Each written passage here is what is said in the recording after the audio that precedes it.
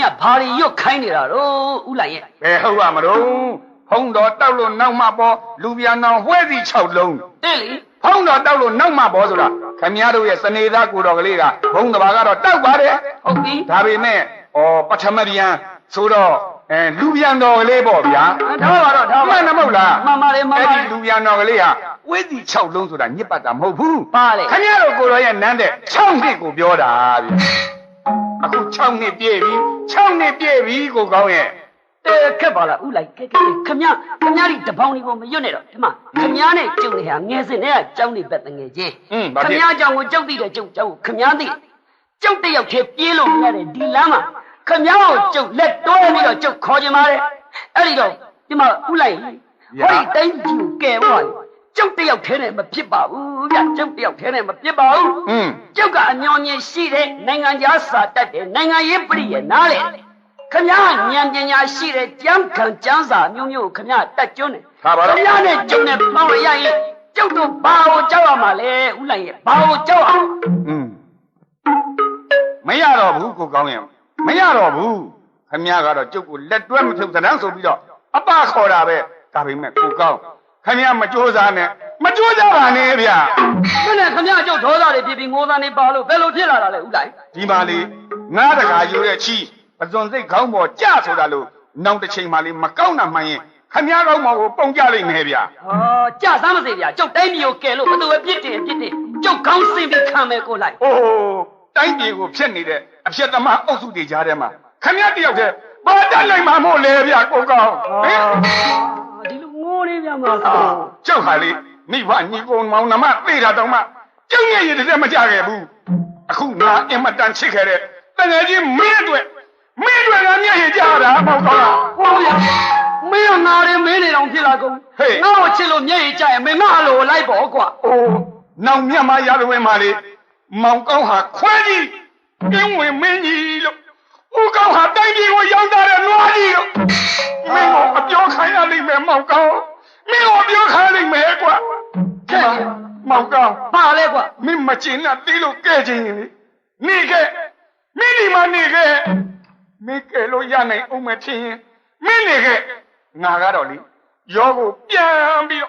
俺要你嘛，年纪人的草逼，俺二路干了没毛高，干你话啦，毛孩呀，没我掉在他给了我们拉挂，没俺这个那么长没过挂，没毛高，怕东挂，没和高原嘛地来着，高偏记了怕偏来，高原嘛的，现在大家面龙有那比毛高原，哦。都把都现在这样娘娘弄牛了，家里有那么高了，没面让你嘛包括，啊，没俺我白带比掉了呗，毛高，没地呀那没地让操你了啦，咱们没地了，没地了表你了啦，毛高，表了瓜，毛没表了，很来差瓜，哎，现在大家娘娘弄牛了哩，就那不给啥瓜，就那不给啥毛高呀，没得老有谁的啦，瓜毛来呀，哎，牛逼。牛逼，咋讲的？牛的娘打了哪里？牛的娘打了哪里？这狗没拉的，爸妈逼嘛？弄你们车在那还么毛高？马龙瓜，俺们哩就皮婆们乱了瓜。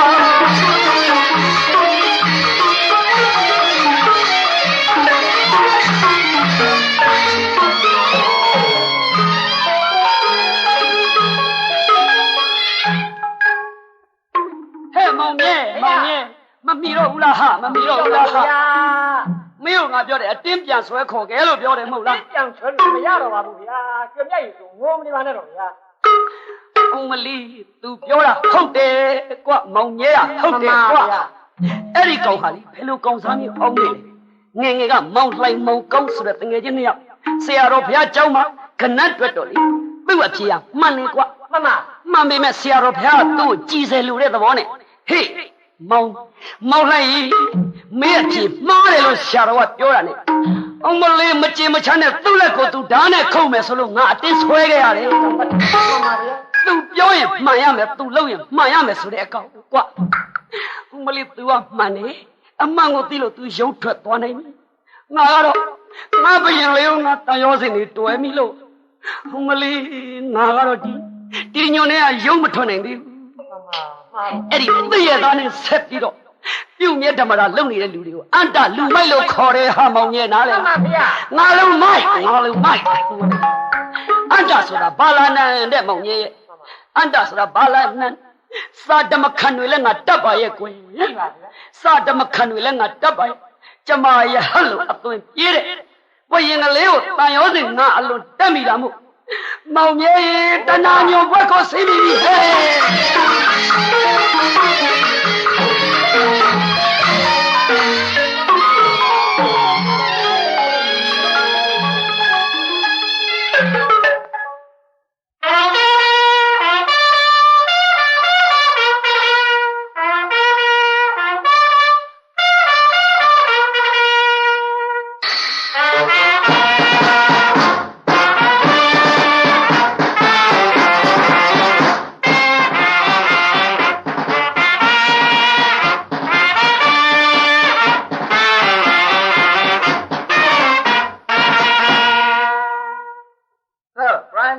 Ukong want to see you, sir.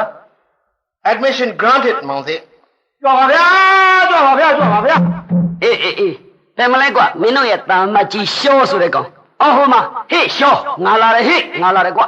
Good day to you, Your Excellency. You are welcome to the British Embassy. I have been expecting you. Please be seated comfortably. အေးကွာ good day same to you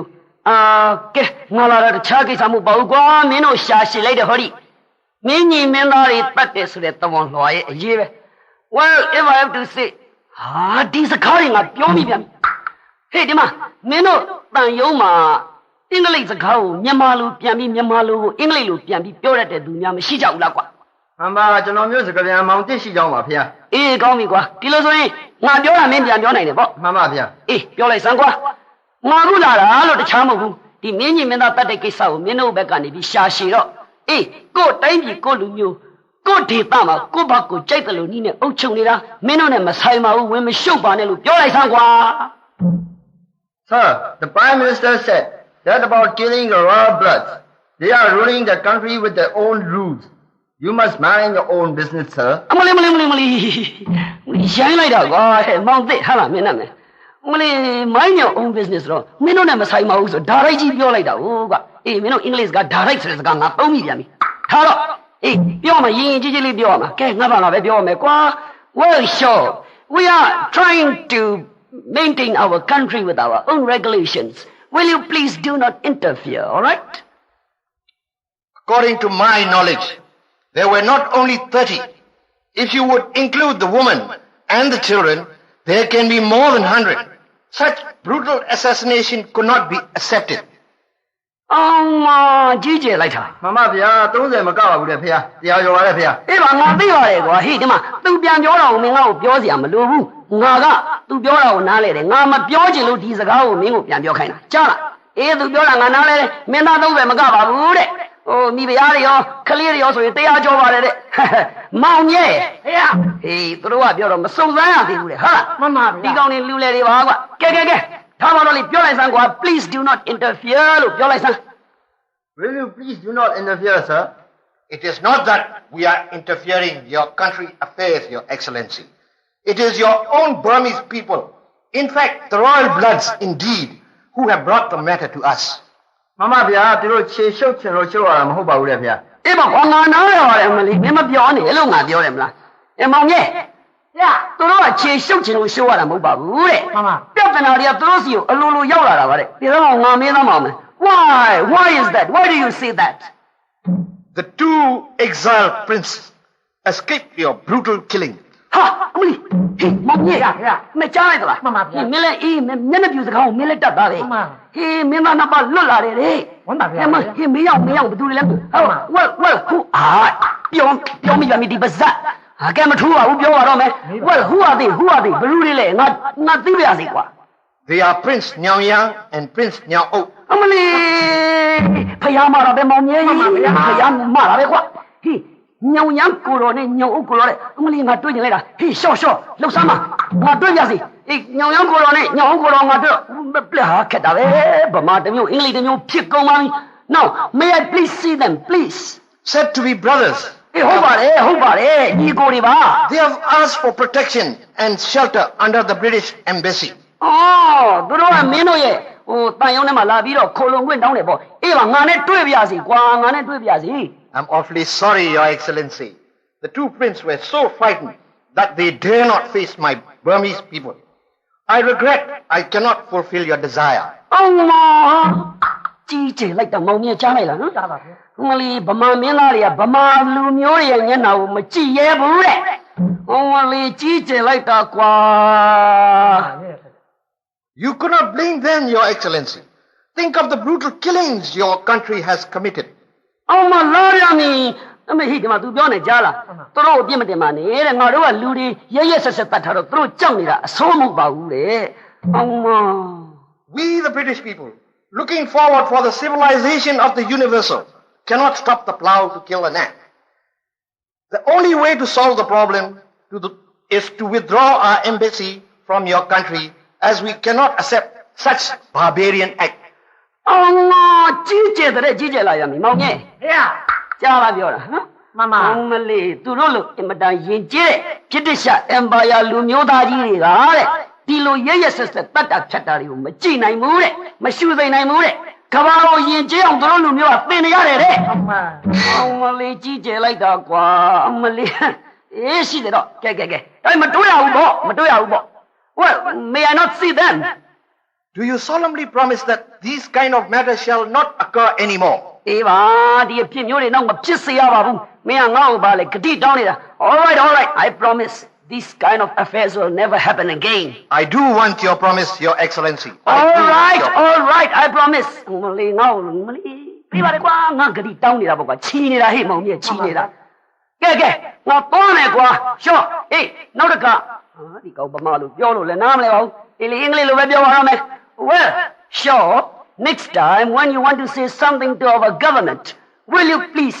come via me and not direct to the king himself do you clear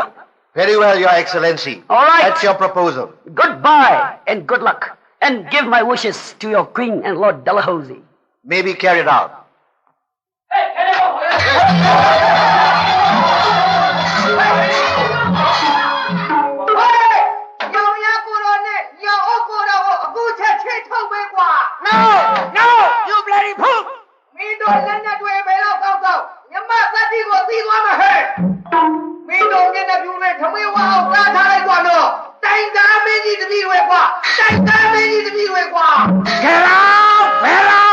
Nicholas, what's the matter? Is that so? It's a mere disgrace to our British flag. We shall withdraw our embassy within 48 hours. Nicholas, prepare the necessities and inform the other diplomats. Yes. Hello.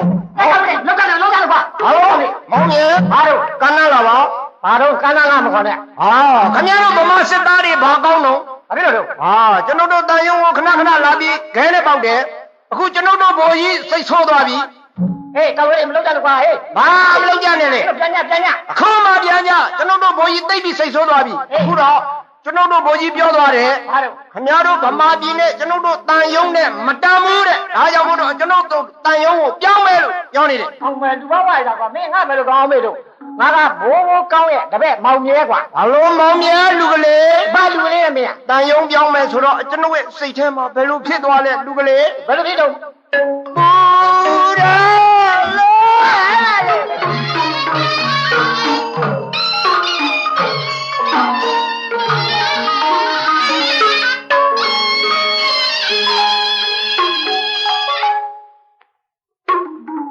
မမဗျာမလာပါဗျာဟလိုကိုကြီးမြင့်ရေးကြီးတုတ်ပြကြရနဲ့ဘယ်လိုအကြောင်းများထူးတယ်လဲသတော်ဦးတင်စမ်းမအောင်ကိုကြီးမြင့်အကြောင်းထူးဆိုတာတော်ဦးတင်ရရှိရဲ့ယခုလည်းတော့အရေးကြီးခါသားခြင်းဖြစ်ပါဗျာသတော်ဦးတင်ပါကိုကြီးမြင့်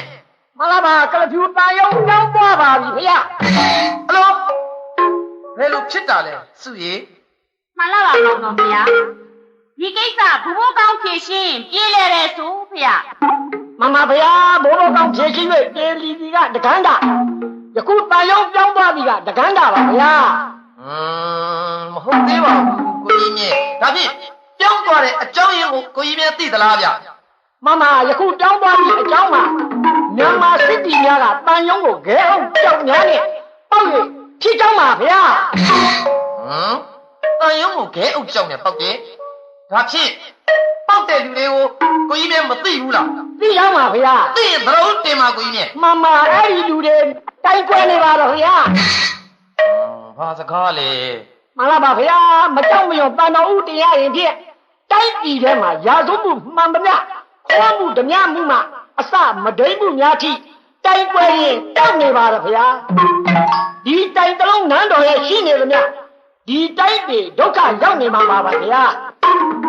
ဘယ်လိုစကားပါလဲဟောစုရဲ့ မောင်တော်ဗျာ ဟိုမှာရေးကြီးတုတ်ပြပြကြရပြက်ကလူဆံပြဖြစ်လို့ဘိုးကောင်းနဲ့ဘိုးနောက်ကတိုင်နာမင်းကြီးထင်မ မမကိုတော်ဗျာကျွန်တော်မျိုးမောင်ဖိုးအိမ်ကိုလာပြီးတော့ခေါ်ဆောင်လို့ကျွန်တော်မျိုးလည်းပါခဲ့ရကြောင်းပါဗျာဗာများလဲမောင်ဖိုးကြီးဗာများလဲဟာ ကဲကြည့်ရတာအရေးကြီးတယ်ထင်မတို့တင်စမ်းပါအောင်ကိုဖိုး မမဖေဟာကလဖြူတန်ယုံကနောက်ဆုံးရာဇသံလို့ဆိုပါဖေဟာ အလို ရာဇပန်ဟုတ်လား ဟုတ်ဗျာ ဟဲ့မောင်ဖိုးရဲ့တောင်းလွာရင်လည်းဖြစ်ရမှာပေါ့ဘယ်နဲ့ရာဇပန်တို့ တော်လွားမဟုတ်ဘူးခင်ဗျရာဇသံပါဗျာ ကဲဖတ်စမ်းပါဗျာပြန်ဖတ်စမ်းပါကြားရအောင် မမနံပါတ်1 2 3 သိန်းပေးဆောင်ရစီရင်ချက်ချထားသောဘုံပေပါမ၏ကျွတ်သစ်ခုံးမှုကိုအင်္ဂလိပ်အရေးပိုင်းနဲ့မြန်မာအရာရှိ2ဦးသဘောတူစီရင်ဆုံးဖြတ်ရမှာဖေဟာ ဒီကိစ္စလဲဘိုးမေးတော့ကဘိုးကောင်းပြောတာဘယ်နဲ့ပြေးလဲပြီဆိုဘိုးရဲ့ ပြေလေယုံမြမကကျွန်တော်မျိုးတို့အနေရလို့ရော်ချင်းငွေပြပထမအရက်တောင်ကျွန်တော်မျိုးတို့ရရှိပြီးပါပြီဗျာ သူတို့ကဲပါလေပြေးလဲအောင်လက်ရောလိုက်ပါဗျာတော့စု မောင်နော် မောင်တို့လက်ရောလိုက်မယ်နော် မှန်လားပါဗျာ ကဲလက်ရောလိုက်တယ် မမဖေဟာနံပါတ်2အင်္ဂလိပ်အရေးပိုင်းကိုစစ်သား1000နဲ့မြစ်စိတ်တွေအုပ်ဝင်းအခိုင်အမာနဲ့ပေးထားရမှာဖေဟာ လက်ရောလိုက် အိုးမောင်တော်ကလေစစ်သားတစ်ထောင်တောင်မှမလိုက်ရောနိုင်ဘူးဗျာ စုမကြိုက်ဘူးပေါ့ မကြိုက်ဘူးဗျာ ဒါဖြင့်မလိုက်ရောဘူးဗျာ မမနံပါတ်3ဂေါဝင်စိတ်ကားတွင်အရေးရှိလျင်သုံးဆွဲနိုင်ရန်အတွက်အင်္ဂလိပ်စစ်သင်္ဘောတစ်စင်းအမြဲပေးထားရမှာဖေဟာ လက်ရောလိုက်ဒါကတော့အော်စုလက်ရောလိုက်မယ်နော် မှန်လားပါမောင်တော်ဗျာ လက်ရောလိုက်ပါဗျာမဟုတ်လေသူတို့အမြဲရက်ထားတာပဲကိစ္စဟာ မမနံပါတ်4အင်္ဂလိပ်အရေးပိုင်းမြန်မာဘရင်မိမြတ်ထောင်ဝင်သောအခါဖဏစီး၍ဆောင်းဓာတ်ကင်ခွင့်ပေးရမှာဖေဟာ ဒီကိစ္စကလည်းဘိုးကောင်းရဲ့အမြဲတမ်းပါနေတယ်အဲ့ဒါလေးဘိုးကောင်းသာဖြေရှင်းလိုက်ပါ မှန်ပါဗျာဒီကိစ္စကျွန်တော်မျိုးတော်ဦးတရားရင်ဖြင့်ဘယ်ရေးကင်းမဆိုကိုရော့စီကိုတိုက်ရိုက်တွေ့ဆုံခွင့်မလိုပဲနဲ့ကျွန်တော်မျိုးလို့နဲ့ရင်ကိစ္စပြီးငင်းအဲ့ဒီဆောင်သားတို့ဒီချီနေလို့ဆိုတာပြဿနာပေါ်စရာအကြောင်းမရှိပါဘူးဗျာကျွန်တော်မျိုးဒီကိစ္စကြည့်ဖြေရှင်းပါမယ်ဗျာ ကောင်းပြီကဲဆက်ဖတ်ပါ မမနံပါတ်5အင်္ဂလိပ်အစိုးရတို့သဘောမတူပဲမြန်မာနိုင်ငံသည်မြည်သည့်နိုင်ငံသားနှင့်မျှမဆက်ဆံရ အလို ထိုရာဇသံကိုခုနှစ်ရက်အတွင်းပြန်ကြားရမည်ထိုရက်မှကြော်လွန်လင်း၎င်းအထက်ပါအချက်များအနက်တစ်ခုခုချိုးယွန်းလင်း၎င်းအကြောင်းတစ်ခုခုပေါ်လျင်အင်္ဂလိပ်အစိုးရတို့၏အလိုအတိုင်းပြုလိမ့်မည်ဖြစ်ကြောင်း အိုးတို့နိုင်ငံကိုဘယ်သူနဲ့ဆက်တယ်သူတို့နဲ့ဘာဆိုင်လဲမောင်တော် အဲ့လိုနေစမ်းမအောင်မှန်ပါဗျာကျွန်တော်မျိုးတိုက်တာမင်းကြီးခေါ်တဲ့မောင်ဖိုးနဲ့ကျွန်တော်မျိုးဆွေးနွေးခွင့်ပေးတော်မူပါဗျာ ဆွေးနွေးပါဘိုးကောင်းဆွေးနွေးပါ ဟဲ့မောင်ဖိုး ဗျာ လာစမ်းမအောင်ဟဲ့ငါမေးစမ်းမြစေဦး ပါဗျာပါ အေးဒီရာဇသံတစ်ခုလုံးမှာနောက်ဆုံးအချက်ကအရေးကြီးဆုံးပဲနော် ဟုတ်ကဲ့ မိသည့်နိုင်ငံနဲ့မြသူတို့မသိဘဲနဲ့မဆက်တော်ရဘူးတဲ့ ဟုတ်ပါဗျာ အေးအဲ့ဒါပါလေငါနဲ့ကိုခိုင်းနေဟိုအရေးပိုင်ဟတ်ပြင်သည့်အရေးပိုင်ဟတ်စီကိုငါခိုင်းနေကိစ္စ ဟုတ်ဒါသိလိမ့်မယ်ဒါသိလိမ့်မယ် အဲ့ဒါနင်ဘယ်လိုလဲသူတို့သိသွားအောင်ဘယ်လိုလုပ်လိုက်တယ်လဲငါနင့်ကိုတိုးတက်တာနဲ့လူမသိအောင်တိတ်တဆိတ်အကြံစီပြုပါလို့ငါမင်းကိုတေးသေးချာချာမှားတယ်မဟုတ်လား ဟုတ်တယ်လေမှားပါတယ်ဒါပေမဲ့လို့ဒီအကောင်တွေကကျုပ်တို့အထင်မြင်မတန်သေးတယ်ဗျာဦးကောင်းရဲ့ အေးသေးတော့ အဲ့ဒါကြောင့်မလို့ကျုပ်ကလည်းဟိုပြင်သစ်တန်ယုံကိုတိုင်နာမီကြွချီတော်မူလိမ့်မည်ဆိုရှေ့ဝင်းတော်ဝင်းနေခင်းပြင်သစ်တန်ယုံကိုကလဖြူတန်ယုံရှိကဖြတ်ပြီးသွားတာအထင်ကြီးသွားအောင်လို့ ကဲကိုတော့ကြားပြီမဟုတ်လားဗျာ ကြားပါဗျာ ဟဲ့မောင်ဖိုးရဲ့ ဗျာ ရန်သူဆိုတာအသေးအဖွဲနဲ့စစ်မကြင်ညာရဘူးတဲ့ ဟုတ်ကဲ့ ဒါမျိုးဆိုတာတိတ်တဆိတ်လို့ရတယ်မမဗျာကျွန်တော်မျိုးတော်ဦးတင်ဝင်ပေးပါဗျာ တို့တင်ပါဘိုး မှန်တော့ပြောရင်ဒီကိစ္စကိုအရေးကြီးဆုံးထားယူဒင်းတို့တောင်းဆိုချက်ဖြစ်တော့ကြောင့်ကျွန်တော်မျိုးတို့အញ្ញံပွဲဖြည့်ရှင်းစရာလိုအပ်တယ်လို့ကျွန်တော်မျိုးသတော်ဦးတင်ပြစီဖေဟာ မှန်တယ်ဘိုးဘိုးရဲ့ကဲကျွန်တော်လည်းဒါပဲစဉ်းစားနေတာပါဒီကိစ္စမှာတော့ဟောဒီလိုလို့ဘိုးဘိုးရဲ့အချိန်ကြီးမဆိုင်ပါနဲ့ဒီကနေ့ပဲသွားပါဘိုးဘိုးလေသိမင်းကြီးဥမောင်ထံကိုကျွန်တော်ကနေပြီးခိုင်းစေတဲ့အကြောင်းတော်ဝန်လွှာများနဲ့တိုင်တာဘိုးဘိုးကြီးကသွား မမ ခမင်းတော်ဘုရားကိုဆက်တာထားတဲ့ရေနန်းဆက်ကြာတင်းမောနဲ့ဘိုးဘိုးကောင်းတက်တော်ဆောင်များကျွမ်းကျင်သောရေမာလိမ်မှုများနဲ့ရန်ကုန်ထိအောင်လိုက်ပါရန်ကုန်မှာမပြီးရင်ဘိုးဘိုးရဲ့အိန္ဒိယရုပ်စွာအဆုံးသူတို့နိုင်ငံဘယင်မနဲ့တွေ့ရဘိုးဘိုးအချိန်ယူပြီးတော့ဒီကိစ္စကိုပြေလည်အောင်ဆွေးနွေးခဲ့ပါဘိုးဘိုး မှန်ပါဗျာတန်ယုံပြောင်း၍ရာဇသံပေးပြီဆိုကြတဲ့ကစစ်ကိုဒင်းလို့ကဥတည်လာတဲ့သဘောပါဗျာ ရိပ်ပြီတယ်ဘိုးဘိုး ကျွန်တော်မျိုးတို့ရှောင်းသွင်းလွှဲပြီးတော့စစ်ကိုဖယ်ကျင်ရပါလိမ့်မယ်ဗျာ ကောင်းပါပြီအချိန်ဆွဲမနေနဲ့ယခုပင်သွားပါတော့ဘိုးဘိုး ကျွန်တော်မျိုးသွားခွင့်ပြုပါဗျာ အိုးဘဘနေပါဦးဘဘရဲ့စုံမိတ်မပါပဲဘယ်ကိုမှမသွားပါနဲ့ ကိုတော်မွတ်ထားပြီလေ အိုးကိုတော်ကမှွက်ပေးမဲ့လို့တိုင်းပြည်ရေးရအစသာသူ့အုပ်ချုပ်နေတာမှတ်လား တော့ပဲဦးကောင်းပါလေအပါဒုက္ခသားလိုက် မောင်တော်ကတိုင်းပြည်ရေးရဘာမှသိတာမဟုတ်ဘူးဒီတော့စုံမိတ်မရှိပဲဘယ်ကိုမှမသွားပါနဲ့ မှန်ပါဗျာစစ်ဖြစ်လာတော့မယ်ဗျာ ဘိုးဘိုးလေစုမောင်တော်လွတ်တာစုရဲ့မောင်တော်လွတ်တာ မောင်တော်လွတ်ပေးမဲ့လို့တိုင်းပြည်ရေးရစုကိုင်းနေတာလေမောင်တော်ရဲ့ စုကင်တာတော့ဟုတ်ပါတယ်စုရဲ့ဒါပေမဲ့ဒီကိစ္စမှာစုကနားမလည်ဘူးလေမောင်တော်သိလို့ပြောတာစစ်ဖြစ်လိမ့်မယ်စုရဲ့ စစ်ဖြစ်တာအဆန်းလားမောင်တော်ရဲ့ စစ်ဖြစ်တော့လူသေးတယ်စုရဲ့ အိုးစစ်ဖြစ်လို့လူသေးတာအဆန်းမဟုတ်ပါဘူးမောင်တော်ရဲ့ ခက်လိုက်တာစုနားမလဲပဲကဲနားလဲအောင်မောင်တော်ပြောပြမယ်စစ်ဆိုတာဟာလေမောင်တော်တို့ဒီတိုင်းနေတာကတော့ဟုတ်တာပေါ့စစ်ဖြစ်လာရင်မင်းလက်ထဲကအရာစကားမပြောပါမကွာမင်းလက်ထဲကမင်းလင်းကိုယူမယ်မင်းလက်ထဲကမင်းမောင်ကိုယူမယ်မင်းလက်ထဲကမင်းအဖေကိုယူမယ်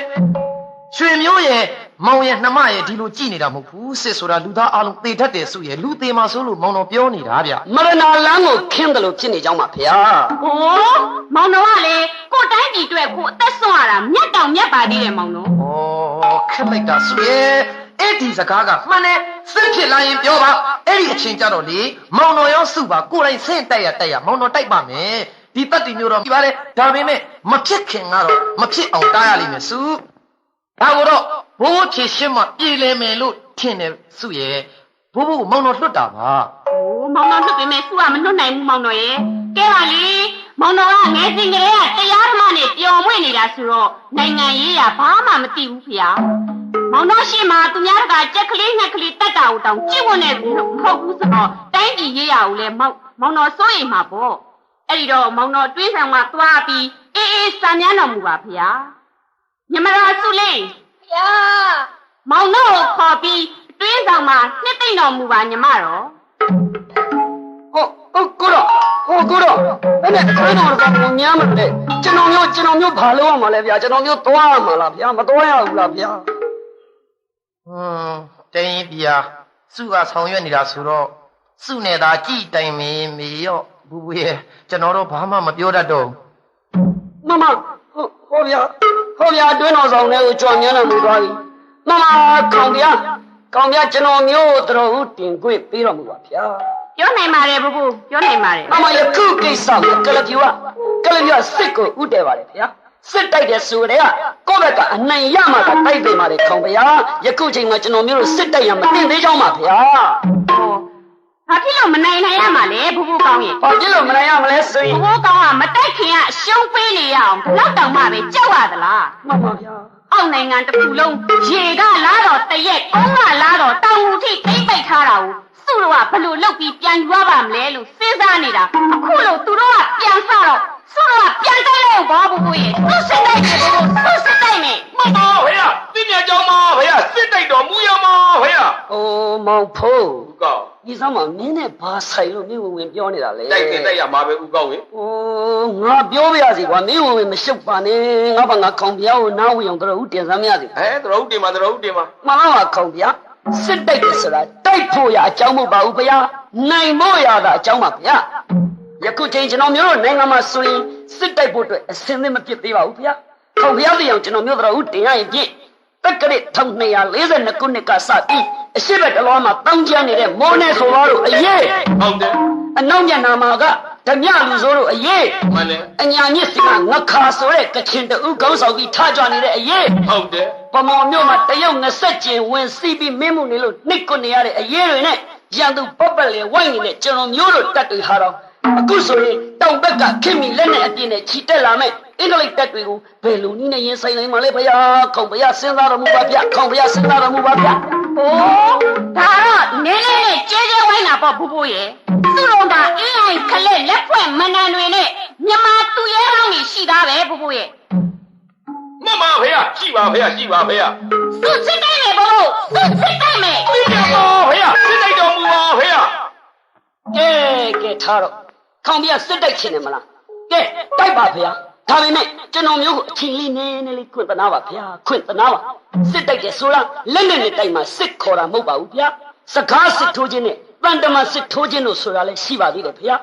ကျွန်တော်မျိုးယခုရန်ကုန်ကိုစုံသွားမယ်ဗျာအဲ့ဒီမှာပြပြရင်လည်းပြမပြပြရင်လည်းကလပြထိလိုက်ဟိုလော့ဒလဟိုစီဆိုတဲ့အကောင်စီထိအောင်ကျွန်တော်မျိုးသွားပြီးစကားရင်တန်တမရေးနဲ့စစ်ထိုးနေပါမယ်ဗျာဒီချိန်မှာဟော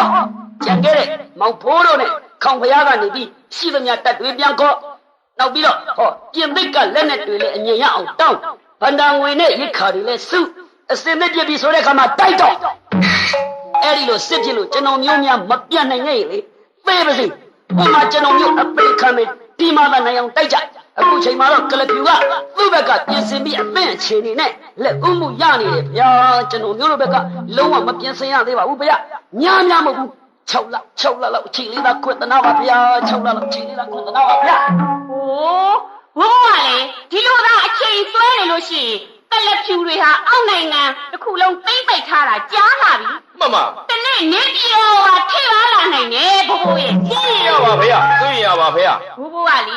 သူ့ကိုမိန်းကလေးဆိုပြီးအထင်သေးနေတာပေါ့လေ မမတွေးเสีย ဒီမှာဘိုးဘိုးသူတို့နိုင်ငံမှာဝစ်တိုရီယာဘုရင်မဆိုတာလေအုပ်ချုပ်ခဲ့တာငယ်ချဲခဲ့တာကလပ်ပြေကြီးတစ်ခုလုံးနဲ့တရုတ်ပြည်တချို့တစ်ဝက်ကိုသိမ့်ပိတ်ထားပြီးပြီ မမ အဲ့ဒါမိန်းမဘိုးဘိုးမိန်းမ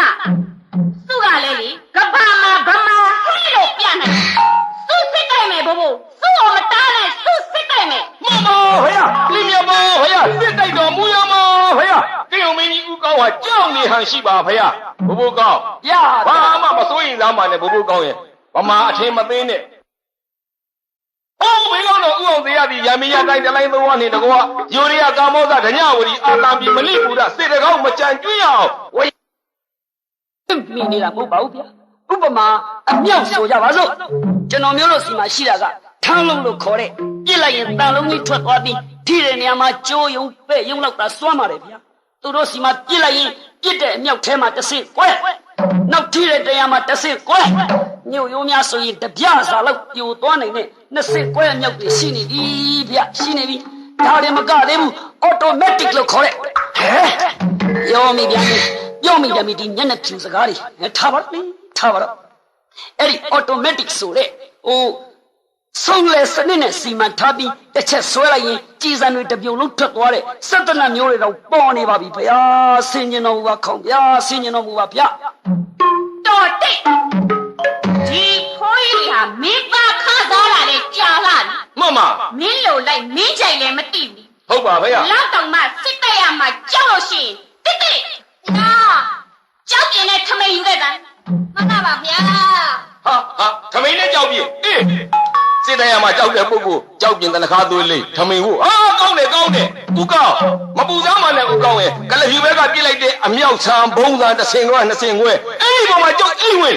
လေဗျာ ဟိုမင်းအိမ်ဝင်လာလားမောင်ကို ကျုပ်တပည့်တွေအိမ်လိမ့်မယ်ဗျာ အဲ့ဒီမင်းတပည့်တွေဘယ်မှာတော့တရုတ်20ကျင်ကိုသွားနှင်းနေရတယ်မဟုတ်လား ရှိတယ်လေခေါ်မှာပေါ့ဗျာမပွင့်သားမှလည်း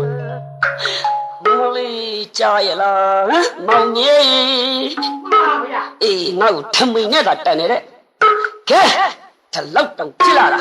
သိရင်သိပါစေတော့ငါမှန်တယ်ကိုတော့ဦးတင်တော့မယ်မောင်ကြီးမကြောက်မမခေါင်ဗျာကျွန်တော်မျိုးနောက်ဆုံးတော့ဦးတင်မမယ်တိုင်းလည်းသိရမယ်သူပါဗျာစစ်မတိုက်ပါနဲ့မနိုင်ဘူးရှောင်းလိုက်မဲ့ လာပြန်ပြီ ဒီမှာခေါင်ဗျာကျွန်တော်မျိုးစကားကိုအသေးချာရွှေနှမ်းတင်ပါဗျာအင်္ဂလိပ်မျိုးအင်ပါယာနိုင်ငံမှာလေ လူဦးရေဟာ48ကလေး6တန်းကျော်ရှိပါတယ်သူတို့ရဲ့တနေ့တွင်အရရခွန်တော်ငွေကောက်ခံရရှိတာဟာလေကျပ်3တင်ငါပြားကြီး1199ကလေးကျော်ရှိပါတယ်ဗျအဲ့ဒါကိုလူဦးရေလေး6တန်း8သိန်းကျော်နဲ့တနေ့တွင်အရရခွန်တော်ငွေ9တန်း5သိန်းကျော်သာရှိတယ်ကျွန်တော်မျိုးတို့မြန်မာနိုင်ငံလေးကပယ်လို့လုပ်ပြီးစစ်ပြိုင်နိုင်ပါတယ်လေမနိုင်ဘူးရှုံးလိုက်မယ်အဲ့ဗျာဒီမှာခေါင်ဗျာလေကျွန်တော်မျိုးရဲ့အပိယမွေးတဲ့မြီးအဲ့ဒီမြီးမိတ်ကလေးဟာခေါင်ဗျာတဲ့အသက်ကြီးပါသေးတယ်ဗျာအဲ့ဒီကိုမြီးရွယ်လေးသာရှိတဲ့ကိုဘရင်နဲ့ကိုမိဗျာလေးတွေကိုကျွန်တော်မျိုးတို့ကြောနေခြင်းသေးလို့ရှစ်ကိုနေခြင်းသေးလို့ဒီလိုတော့ဥတည်နေရတာခေါင်ဗျာစစ်တိုက်ချီတိုက်ဒါပေမဲ့ကျွန်တော်မျိုးအရင်တပ်ပြလိုက်ကျွန်တော်မျိုးသိတော့မှလှုပ်ချင်တာလှုပ်နောင်မြန်မာရာဇဝင်မှာမောင်ကောင်းရှိရနဲ့မဟုတ်တာမမြင်တာတော့တော်ဦးမတင်နဲ့ရောဘာလို့နောက်လာနောက်တော့ပြောမှာဟုတ်ကျွန်တော်မျိုးရှက်တယ်ဗျာနားရတဲ့သူတွေကပြောရင်နားထောင်မှာခုံဗျာရဲ့နားထောင်မှာရွှေနန်းတော်ကနေယာယီစံနှမ်းဖြစ်တဲ့မြေနန်းကိုခစ်တာတက်စင်းရင်တော့မှခြေပေါ်တော့မှသွေးကြည်လေးတွေဥနေသေးတယ်ဗျာမလေးအနိုင်နိုင်ငံကိုလေ့လာဖို့ဆိုပြီးခုံပြားတို့စရိတ်စကားတွေအမြောင်များကုန်ခံလွတ်ထားလို့အစသိနေတယ်ကကျွန်တော်မျိုးဗျာကျွန်တော်မျိုးအဲ့ဒီသိတဲ့လူကပြောရင်နားထောင်ပါဗျာတတ်ပြလိုက်ကျွန်တော်မျိုးအရင်တတ်ဒါပေမဲ့ထပ်ပြောမယ်နော်ဦးကောင်းပြောတဲ့စကားကဲဝန်ပြောတဲ့စကားမနိုင်ဘူးရှုံးလိုက်မယ်တော်ပြီနောက်ထပ်တတော်ဦးမတင်နဲ့စစ်တိုက်ရမှာဒီလောက်တောင်ကြောက်တဲ့အိုးကြီးမမတတိဗျက်တိလုံးမရှိလူဒုံတိရဟန်းတွေနန်းတက်နဲ့မှမနေနဲ့ရော့ထမိန်ဝတ်တာသွားရသွား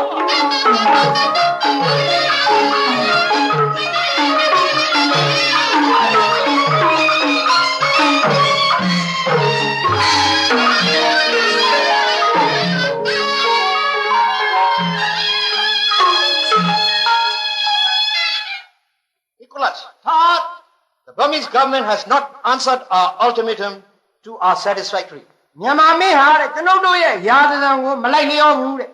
Instead, Prime Minister U Kong has sent us a messenger. ဒါပေမဲ့တဲ့ကင်းဝင်းမင်းကြီးဦးကောင်းကတဲ့စာတစ်ဆောင်နဲ့လူတစ်ယောက်ကိုလွှတ်လိုက်တယ်တဲ့ In his message, he said that he wants Prince Nyao Yan to dethrone King Thibaw. သူ့ရဲ့စာထဲမှာတဲ့တီဘောဘုရင်ကိုနန်းချပြီးတော့ညောင်ရမင်းသားကိုနန်းတင်ဖို့အလိုရှိပါတယ်တဲ့ In exchange, he will give us everything we want from Burma, including oil fields from Yinanjiang, timber, and many precious stones from Mogo. အဲ့ဒီလိုတဲ့ညောင်ရမင်းသားကိုပြန်ပေးရင်ရေနံချောင်းကရေနံတွင်းတွေတစ်တော်တွေနဲ့မိုးကုတ်ကကြောက်တွင်းတွေကိုပေးပါမယ်တဲ့ But unfortunately, Prince Nyao Yan has been expired. ဒါပေမဲ့တဲ့ညောင်ရကိုတော့ဟာကံတော်ကုန်ရှားသွားပါပြီ But this is a chance for us to conquer whole Burma. အခုအချိန်မှာမြန်မာပြည်ကိုသိမ်းယူဖို့အကောင်းဆုံးအခွင့်အရေးပါပဲ We have a man who looked exactly like Prince Nyao Yan. အင်္ဂလိပ်အစိုးရထံမှညောင်ရကိုတော်နဲ့တထေရတဲ့တူတဲ့လူကိုရှိပါတယ်တဲ့ We will dress him like a Burmese prince and put him on the very first vessel on our naval fleet, which will sail up to Mandalay with 20 gunboats. အဲ့ဒီလူကိုတဲ့မြန်မာမင်းသားတို့ဝစ်ဆင်ပြီးတော့မန္တလေးကိုချီတက်မယ်စစ်သည်မောအစီး20ရဲ့ရှေ့ဆုံးမှာပြင်သွားမယ်တဲ့ Then everybody will think that Prince Nyao Yan has come back, and we won't meet with any defense on our way. အဲ့ဒီလိုဆိုရင်တဲ့လူတိုင်းဟာတဲ့ညောင်ရမင်းသားကိုတော်ပြန်လာပြီးဆိုပြီးတော့ဘယ်သူမှခုခံကြမှာမဟုတ်ပါဘူးတဲ့ Then we will capture King Thibaw like little bird in a cage. အဲ့ဒီခါမှာတဲ့တီဘောဘုရင်ကိုလှောင်အိမ်တဲကငှက်ကလေးတစ်ကောင်ပမာလို့လွယ်လေးနဲ့ဖမ်းပြီးမြန်မာပြည်ကိုသိမ်းယူပါမယ်တဲ့ခင်ဗျာ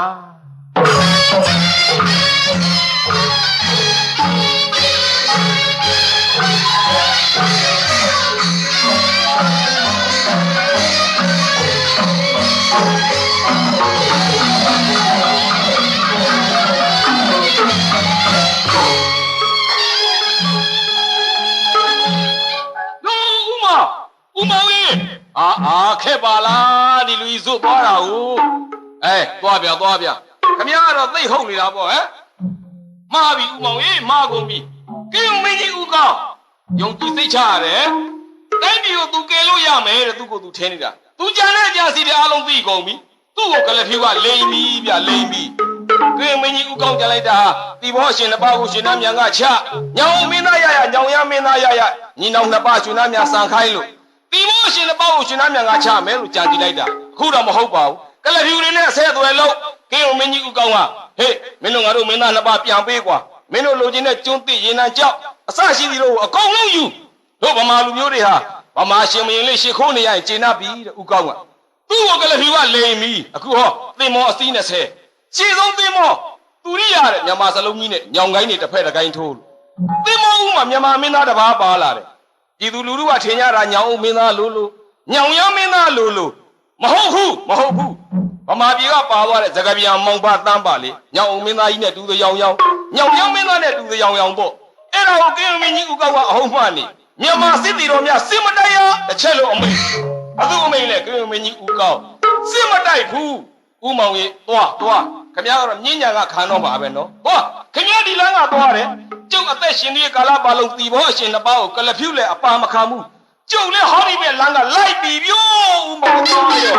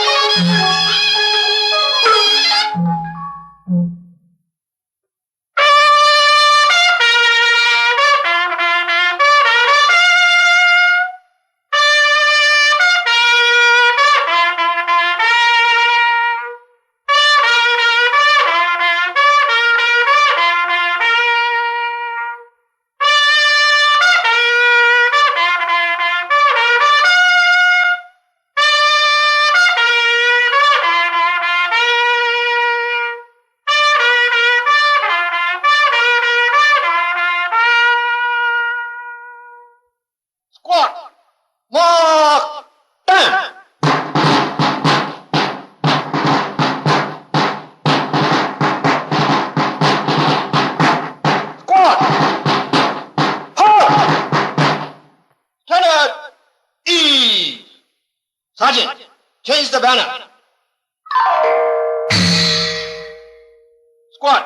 attention.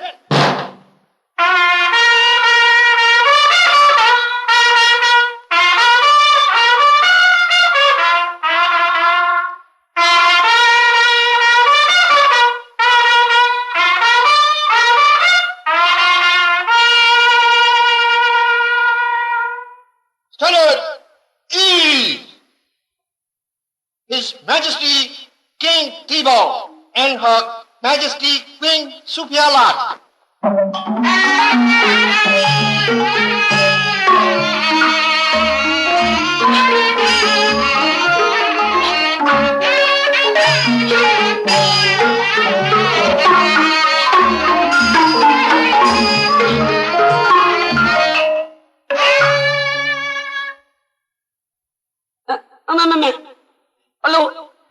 Hello. Hey, Mong Ye. Yeah. Hey, don't me my toll and near my car. Oh, Salida is already on my land. Amen. Hey, Salida. Oh, my leg, one, my shiny Salida. Hello.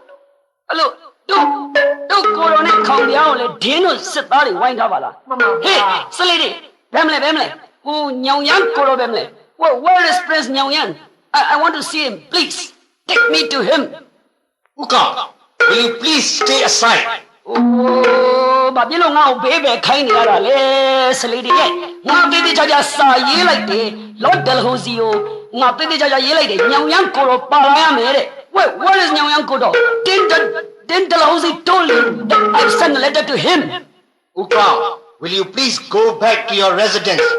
The situation is changed. Don't you understand? But you know, Chini, I don't want my leg, Monet. Yeah, a Chini, the young go there and no, can be easy in his amare. Hey, Salady, now, many, now, young Kuro Bemaregua.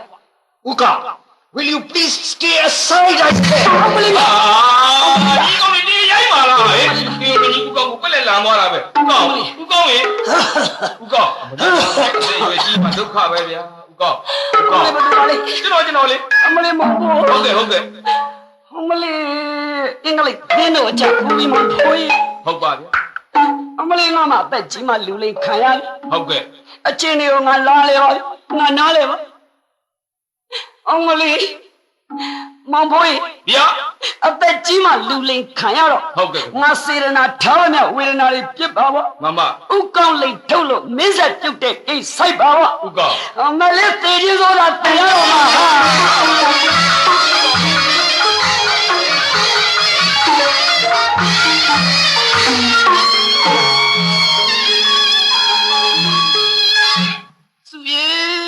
စုရဲ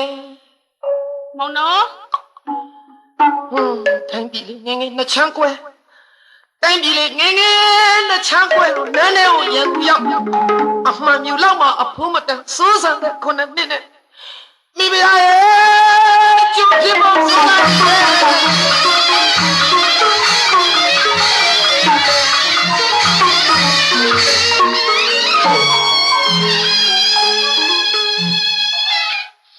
ညဆိုဖေးအမလေးဒုက္ခရောက်ပါဘောလားအမလေးဒုက္ခတွေဖြစ်ကုန်ပါဘောလားမောင်တော်ရဲ့ဒုက္ခတွေဖြစ်ကုန်ပါဘောလားအမလေးကတော့ပြပကိုအမပါရှာပြီမောင်တော်ရဲ့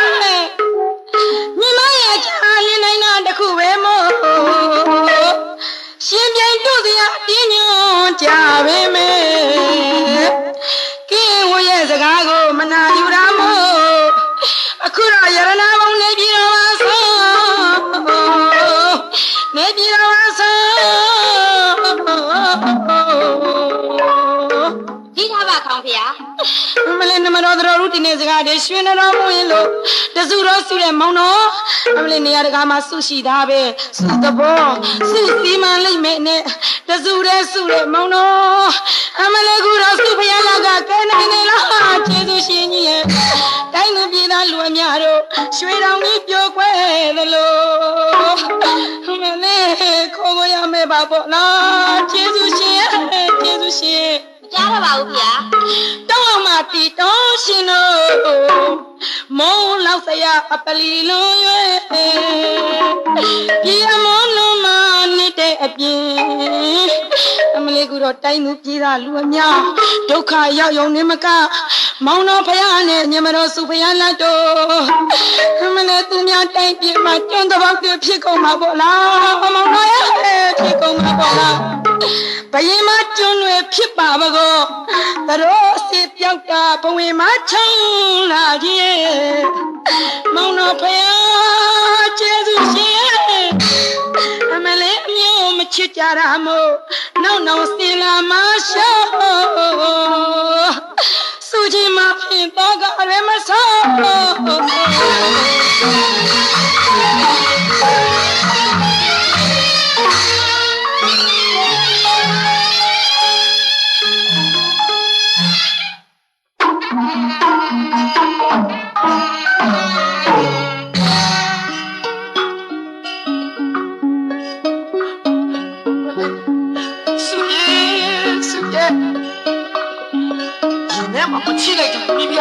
ရှင်ထဲမှာမချိလိုက်တာမောင်နော်အခုမှတော့ဘယ်သူမှအပြစ်တင်လို့လည်းမရတော့အခုတလားအညစ်တင်ဝင်ခေကြမှာညှိုးချင်ပြင်းနေကြရစိုးကြရတယ်ခုနှစ်နှစ်နဲ့မောင်တော်တို့ကြုံဖြစ်ဖို့ဆိုးလိုက်တာပြရဲ့မောင်တော်ကြီးကဲဝန်နေစရာကြီးပြောနေလို့ဝန်နေစရာကြီးပြောနေလို့မပြီးဘူးနှမရဲ့ဒီထားအောင်မောင်နော်အော်ဟဲ့မောင်မင်းတို့ထဲမှာတို့ဗမာဘာသာအင်္ဂလိပ်ဘာသာနှမျိုးပြောနိုင်တဲ့ပုဂ္ဂိုလ်များမပါကြဘူးလားဟဲ့ မမဗျာကျွန်တော်မျိုးစကားပြန်မောင်တစ်ရှိကြောင်းပါဗျာ အော်မောင်မင်းနားလေတယ်လား မမဗျာ အေးဒါဖြင့်ကိုတော့တစ်ခုလောက်ကူညီပါကွာနော် မိတ်တော်ဘူးကော ကိုတော့ဟာသူတို့ဘာသာစကားကိုတတ်ပါတယ်ကွာဒါပေမဲ့ကိုနိုင်ငံကိုမြေပေါ်မှာနောက်ဆုံးနေရနောက်ဆုံးအခွင့်အရေးတစ်ခုအနေနဲ့ မမကော တအားသေးရတော့ကိုဗမာစကားလေးပြောချင်တယ်ကွာကိုစီရောက်သွားတော့အချိန်မလောက်ကြာပြောရမယ်ဆိုတော့ကိုတော့မသိဘူးကွာဒါကြောင့်မို့ကိုတော့ဟာလီ နေ့စဉ်နာနဲ့အာယုံတက်တိုင်းမဟာမြတ်မုနိဘုရားမှာနေ့စဉ်ဝတ်ပြုလေးရှိပါတယ်လို့အဲ့ဒါနောက်ဆုံးခွင့်ရတစ်ခုအနေနဲ့ဘုရားဖူးခွင့်လေးပေးပါလို့မင်းပြောပေးစမ်းပါကွာမင်းတို့သခင်တွေကိုပြောပေးစမ်းပါဟာ Sir, the king said he used to worship Mahamyamuni pagodas every morning. This is his last days in Burma, so he wants to go there. Your Majesty, my orders are to bring you both safe and sound to Calcutta. The shrine Mahamyamuni is about 4 miles from this palace to south. And if you venture so far away, I cannot assure your security. It is not that we are capturing you. It is that we are trying to save your lives. Mono, parole mono ye. Kumali suye. Doye, Mami ji da doye. Mono phana ko phane lo ma pyo. Ba bo ro ni byai. Di chain ma mono le su. Mahamyamuni Nyat Swa Phaya ko phu yin. Yahan shin lu amya ka atat te khan bi lu ja lai me. အဲ့ဒါကိုသိလေတော့မောင်တော်တို့ဟာတဲ့အင်မတန်မှအရေးကြီးနေတဲ့အချိန်ဖြစ်တဲ့အတွက်မောင်တော်တို့ကိုဖမ်းတာကိုဖမ်းတယ်မပြောပဲမောင်တော်တို့ရဲ့အသက်အိုးအိမ်စီးစိမ်ကိုကာကွယ်ဖို့သူ့မှာတာဝန်အပြည့်ရှိပါတယ်တဲ့ဟာလေတော်ပါပြီဒါကြောင့်မို့လဲနိုင်ငံကြီးသားတွေဖြစ်တာမလာပါဗျာဖះတပည့်တော်ဖူးခွင့်မရတော့ဘူးဖះဒါကြောင့်မို့အဝေးကနေလက်ဆယ်ပြားထိတ်မှဟောလို့ရှစ်ခေါ်ကြတော့ကပါရဲ့ဖယား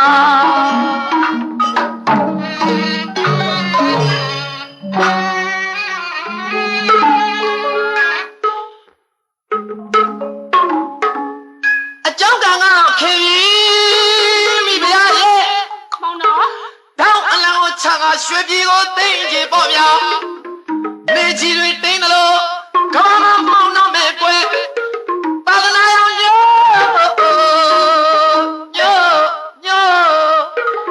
သာသနာရောညိုဘလို့အဆက်တွေမဖြစ်များမြို့ပြအောင်ကလဖြူမျိုးတော့မပါမြို့ပြအောင်ကလဖြူမျိုးတော့မယ်မူအထိုးလို့ဝါဒတွေကွဲတာကြောင့်တို့တူနကိုပါရဖြစ်မလွဲကြဘူးစုရဲ့တို့တူနကိုပါရဖြစ်မလွဲကြဘူးတနေ့ခက်ကြပေါ့ဖြူကရံမဖြစ်ပါလို့စုရဲ့အသက်ပွက်လောက်အောင်ပါသူတို့ရဲ့ယူနီယံချက်ဆိုတဲ့အလံကိုစီပါလို့ထီပြီးတော့ကြော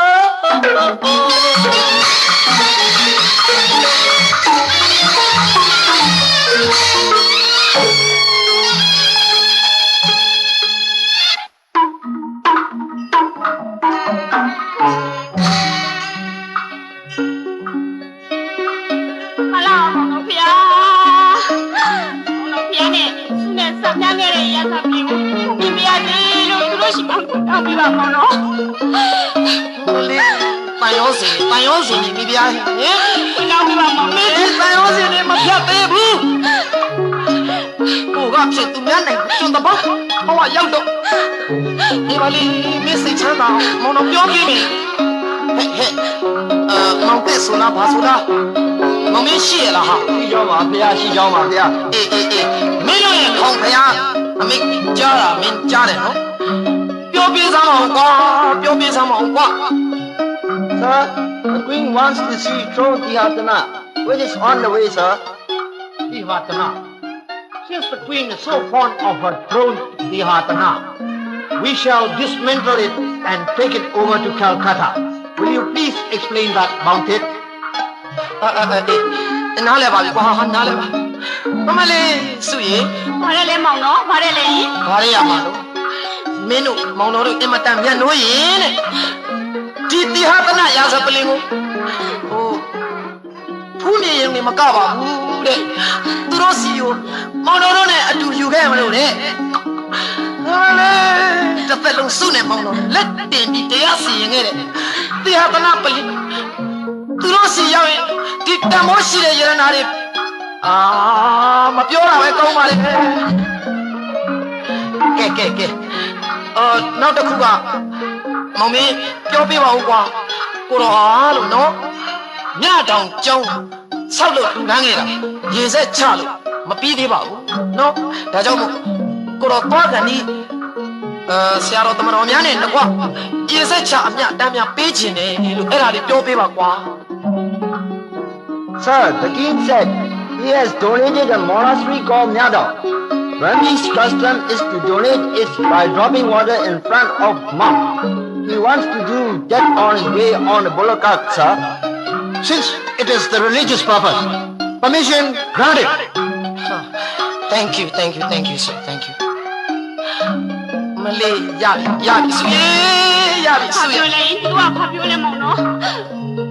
Your Majesty, time is running short. We must reach Going Jetty before sunset. Therefore, we will proceed our journey from the nearest gate, the west gate. The west gate. Only Pia. Amalay, Bene, Amalay. Look on Suye. No. A chain machine, a nizong, the Gaga, they told me, Amalay, don't come in. A nizong, I'll be the Gaga, maybe I have.ပြောပါဦးဟာကိုတော်တို့အနည်းဆုံးတကားကထုတ်မယ်ဆိုအားလုံးဖြစ်နေတယ်ဒီတကားကတော့ကိုတော်တို့မထွက်ဘူးလို့ဘယ်နည်းနဲ့မှမထွက်ဘူးလို့ဒီတကားဟာအမင်္ဂလာတကားလို့ခေါ်တယ်တို့ဗမာထုံးနှံစင်လာရလူသေးများတာလျင်သေလူများတာလျင်ထုတ်တဲ့အတွက်ကိုတော်တို့မထွက်နိုင်ဘူးလို့အဲ့ဒါလေးပြောစမ်းပါဦးဟာ Sir, the king said the Arvi gate is only for the funeral. We do not want to go out for that gate, sir. Oh, this is mere superstition. I am not superstitious. Kaya wale chaba. Tamoa kwa ayuti am hopa ulo. Thong dang sin alam hopa pyo da. Ke. Mino dia thok chin yin le. Ko ro do ashin na pao di dai ma thok ne lo. Do mino let the ma shi de tanat de ne. Pian ta pi ma thok. Mong no. A pen shin ne nga di da ma thwet bu. Sir, the king said if you want to take him out of Alvi gate, you must kill him first, sir. Oh, no, Your Majesty. We British people are well civilized. Never kill people in cold blood. Amole.ပြောပါမင်းတို့ကပြောအားရှိတာကိုဟင်ကြားလိုက်လားစုပါတယ်လေသူတို့နိုင်ငံကြီးသားတွေဟာတဲ့လူတဦးတယောက်ရဲ့အသက်ကိုအလကားသက်သက်ပဲမတတ်ပါဘူးတဲ့တို့ကတော့တတ်တယ်ပေါ့ကွာအပြောခံရကဲသွားကြ All right, then. If my king is so superstitious, I will change my route and we will go out of the south gate, Mingla gate. Mali do wa de. Thank you so much. Mali ya bi su ye. Mong no ye. Mingla da ka thok pe ba me. Tor yi da pa mong no ye. Southern gate. Mong no. Mali mong no ye. သူတို့ပြောပြပါဦးမောင်နော်သူလည်းမရှောင်နိုင်တော့ဘူးမောင်နော်ရဲ့သူကြည့်ပွားရည်လည်းနာလာပြီတွေးကြည့်ရတဲ့ဥနေပါမောင်နော်ရဲ့သူတို့ပြောပြပါဦးမောင်နော်ကဲကြားတယ်မလားဟေ့စကပြန်မောင်တဲ့ရဲ့ကဲမင်းတို့ရဲ့အရှင်သခင်ကိုပြောပေးစမ်းမအောင်ကွာ Sir, the queen is so tired she can't walk anymore, sir. I beg your pardon. My thousand apologies. Please forgive me for my stupid negligence. I will at once arrange a bullock cart. Amale, la bien te pyo. Pare le. Amale မောင်တော်ပြောတယ်သင်္ခါရတေကြောက်စရာကောင်းတဲ့သင်္ခါရအေးပြောနေလို့လေမောင်အယောင်နဲ့အဆောင်အယောင်တွေမျိုးနဲ့စံစားခဲ့တဲ့အရှင်တစ်ပါးဟောဗမာနိုင်ငံကနေနွားတက်တဲ့ပြီးတော့လဲနဲ့ထွဲရပြီဗျာရဲ့ငါလေးပဲနာလိုက်တာကဲပလီမောင်တော်ရဲ့လမ်းလျှောက်ရတဲ့ဆိုင်တော့တော်သေးတာပေါ့မောင်တော်ရဲ့သူကလေမလိုက်နိုင်တော့ဘူးမောင်တော်ရဲ့အေးအမြန်ဆုံးသာစီစဉ်ပါရောအမြန်ဆုံးသာစီစဉ်ပါရော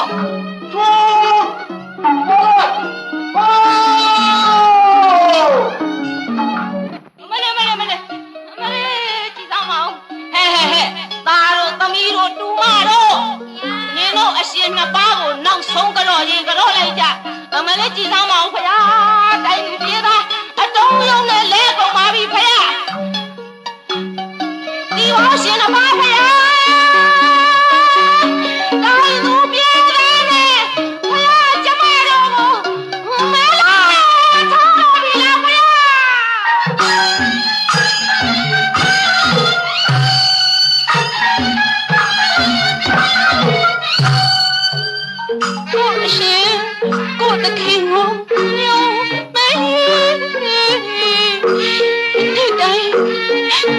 နိုင်ပါ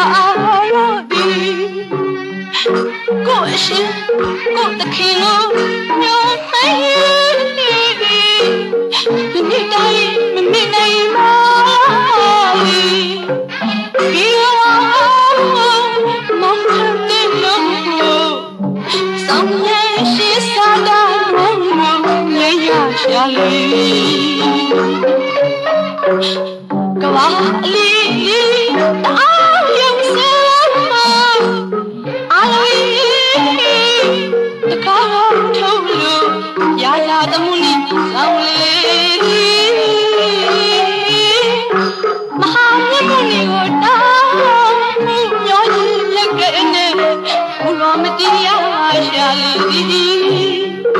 1249ခုနှစ်မှာဒီကစားမောင်းရသောရှိရင်ကိုမမိနိုင်ပါလေယနေ့တိုင်းတာရှိမမိနိုင်ပါလေအိုးယနေ့တိုင်းတာရှိ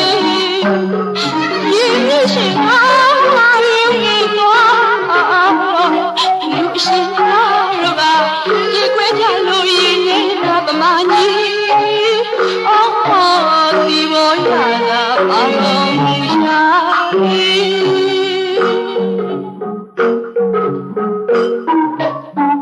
အဲ့ဒီလိုတိုင်းပြည်တဲ့နှချောင်းကွဲပြီးနန်းတွေကိုရံသူရောက်အမှန်ယူလောက်မှဖိုးမတန်စိုးစံတဲ့ကလေး9နှစ်နဲ့ကြုံဖြစ်ခဲ့ရတဲ့နောက်မြန်မာနိုင်ငံသားတို့ယင်းနှစ်စရာဒီတစ်နှစ်စံဇလန်းကိုမှတ်တမ်းတင်သွားသူများကတော့စင်ပြူမရှိမေတော်မီပြားကြီးဖြစ်နင်းနေကြီးရှေးဖို့စိတ်စကပြေမောင်တဲ့ဖြစ်မောင်တန်ဝဲစိတ်လေဒီမင်းကြီးဦးမောင်မောင်ဖြစ်ကိုတန်းဝဲကလပ်ဖြူစစ်သားဒီကိုလက်ဖြစ်လူရှင်တော်ကိုပေါ်စိတ်ဦးမြဲဖြစ်လူရှင်တော်ဦးဝတ်တုတ်ရနောင်မျိုးစားမောင်မောင်တုတ်ဖြစ်လူရှင်တော်ကိုတစ္ဆန်းကျော်မင်းကြီးဦးလှိုင်ဖြစ်လူရှင်တော်ဦးအောင်ကျော်အင်္ဂလိပ်တန်ရာရှိနဲ့ကာမဲစီရီဖြစ်ဦးမြင့်စိန်တိုင်တိုင်းမင်းကြီးဖြစ်ဦးရန်လင်းစုပယားကြီးဖြစ်မင်းသမီးပါကစ္စတန်ပြန်ချစ်အာယုစုပယားလက်ဖြစ်မင်းသမီးခင်ရေးကျူဒီဘောကိုတော်ဖြစ်မင်းသားညီဝင်းစိန်ကဲဝင်မင်းကြီးဦးကောင်းဖြစ်မင်းသားကိုရဲစိန်တို့ကတရုပ်ဆောင်ထားကြပြီးရွာစားအလင်းငါကျော်စွာဥပမောင်တာတပိစိန်တန်းဆွေတို့နဲ့အတူပါဝင်ပြောပြထားကြပါမယ်ပနာမနဲ့ဇတ်သိန်းတေးများကိုလှိုင်ဤသမီးမျိုးလေးတေးတန်ရှင်တီရာလှိုင်ကကူညီပြီးဆိုပေးထားပါတယ်ရှင်